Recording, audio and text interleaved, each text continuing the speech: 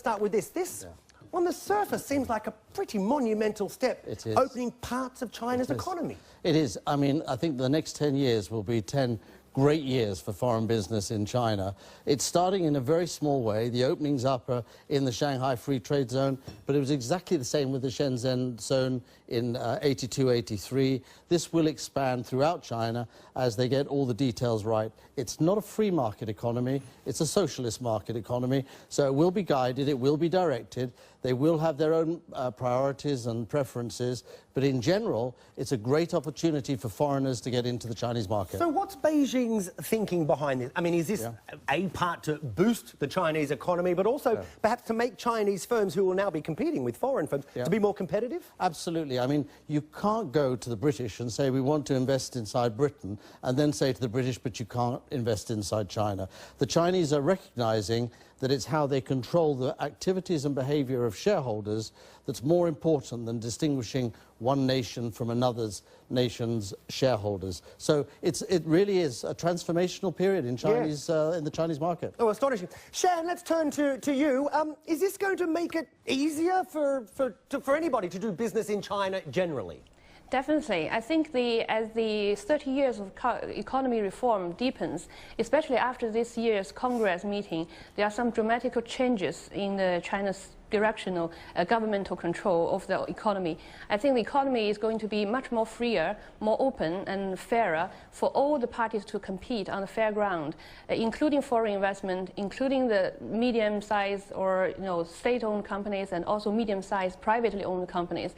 They will be competing on a fair ground, and also the government will be pulling out a little bit, not so much in control of the economy. They will let the business market run on its own. That's basically the message we got from the Congress meeting recently. And Shan, can I ask you this? You want to expand in China. How easy, realistically, how easy is that? I mean, some companies have had some trouble doing that. Oh, there definitely will be a lot of challenges, that's for sure. Especially, there are big differences in culture. The big difference is still the Chinese RMB is still not a free-floating currency in the international market. There will be a lot of challenges, but I think in general, the environment will be so much more opener and so much more freer and fairer for everybody to compete, really. And it's a great thing for the economy locally as well, because, Chinese market used to be quite closed and very controlled by the government. And nowadays we will see much less meddling from the government side, and more companies will be competing freely. Yeah, okay, and probably perhaps good news for consumers, certainly, or in China maybe. Consumers in China will get more offers, more variety. I agree entirely with what Shan said. It's great news that China's opening up. It's a complex market to deal in, so make sure you know what you're doing. But great opportunities. And let me briefly, because I want to mention this, what's going on with these cosmetics? There's the French, and we had Revlon, and now L'Oreal saying, when everybody's jumping into China, they're going, we're getting out. So what are we finding? I mean, GSK found it as well. China is a very competitive market, and if you want to get big margins, China's not the place to go.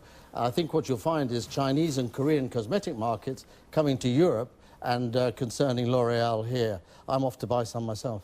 Yeah, I can see the face, I can see.